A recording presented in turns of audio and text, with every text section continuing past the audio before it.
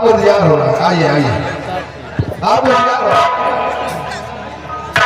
चलो चलिए आपका स्वागत है। ले चलिए भाई। हेलो सुंदर हेलो, ये जो हमारे लंबा राज की फरमाइश लगी है वो जो पीपी भी ना लगे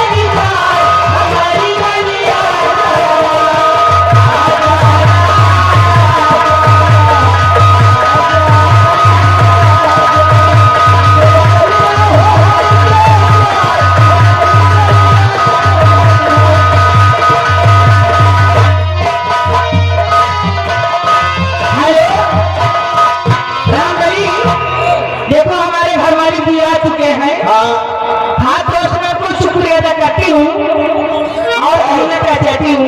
आप तो चाहे रहमान चचा इनका पान भंडार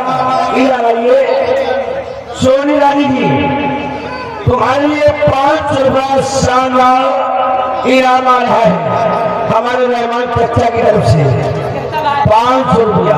और राजा भाई चले और धरना लेकिन तुम्हें गाना गाना है हमारी ओरिया हो राजा हमारी ओरिया। ये मनोरंजन की रात है हमारे लंबा रात की समझ